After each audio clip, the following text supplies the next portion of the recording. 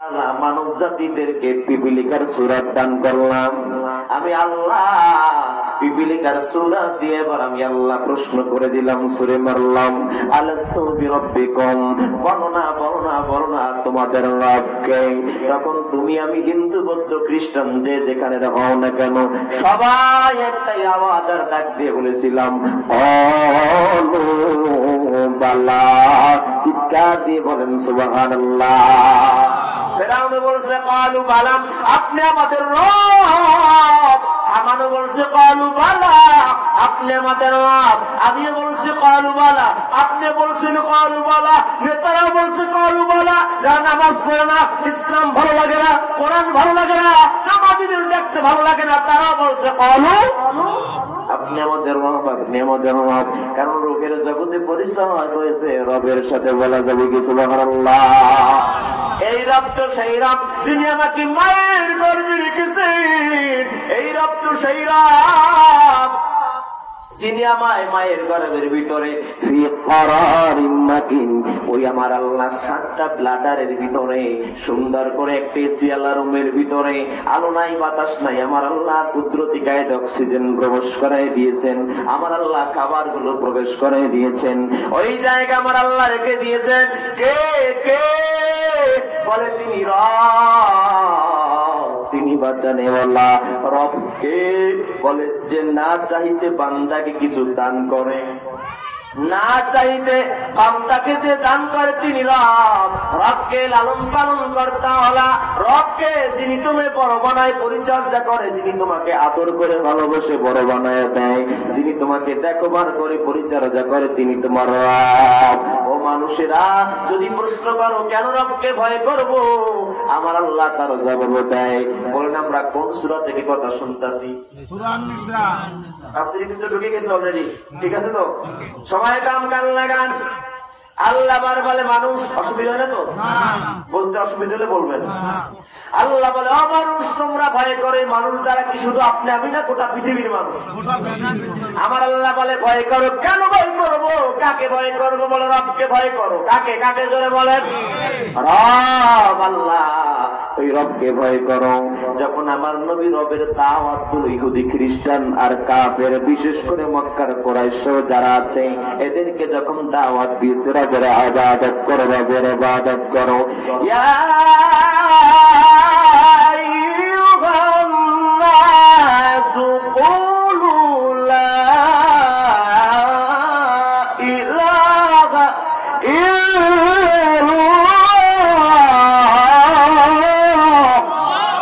আল্লাহ কয় হে মানব সমাজ, আমার নবীও দাওয়াত দেয়, হে মানব সমাজ, কুলু লা ইলাহা ইল্লাল্লাহ, তোমরা সবাই বলো এক আল্লাহ যিনি তোমাদের রব।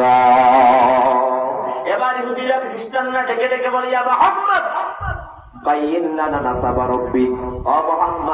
তুমি যে রবের কথা বলো, তোমার রবের নসব নামা বলো। কি নামা? নসব নামা বুঝেন?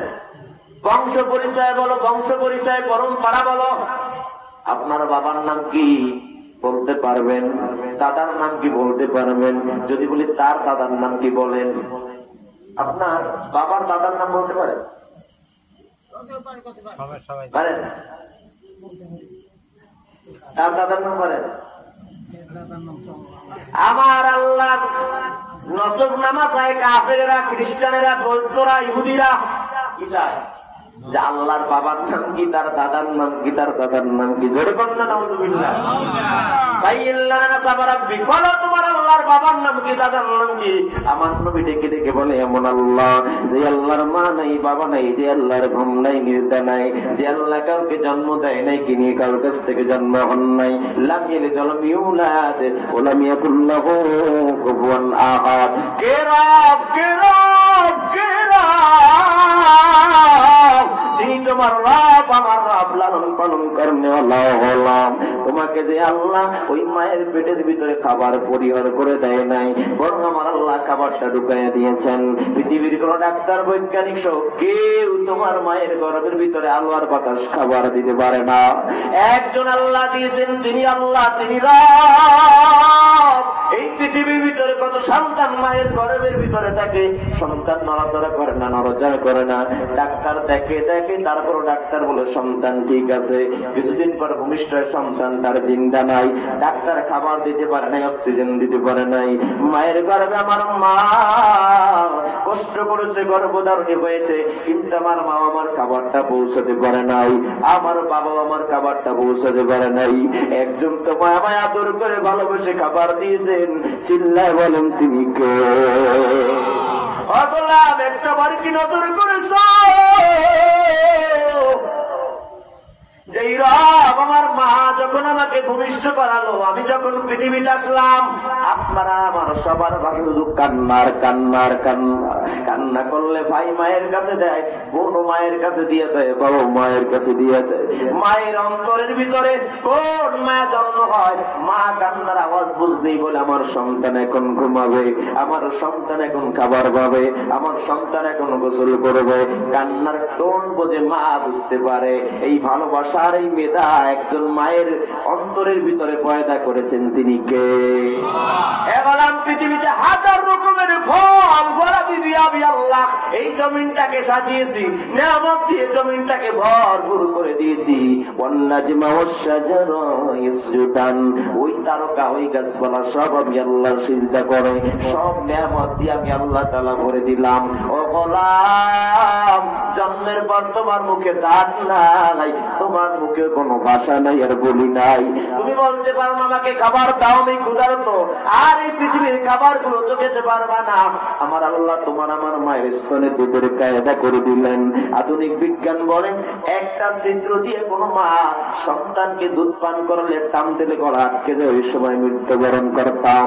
কিন্তু না না, আমার আল্লাহ প্রত্যেকটি মায়ের স্তনের ভিতরে একটা নয়, দুইটা নয়, 36টি সূক্ষ্ম সূক্ষ্ম ছিদ্র দিয়া বনি আদমকে দুধ পান করে বড় বানা। তিনি কে? চিল্লা বলেন কে? একটু কান লাগান বন্ধুগণেরা আমার। পৃথিবীর বিজ্ঞানীরা, পৃথিবীর গবেষকেরা, ইঞ্জিনিয়ারেরা যন্ত্র বানায়, ফ্লাক্স বানায়, 12 ঘন্টা 24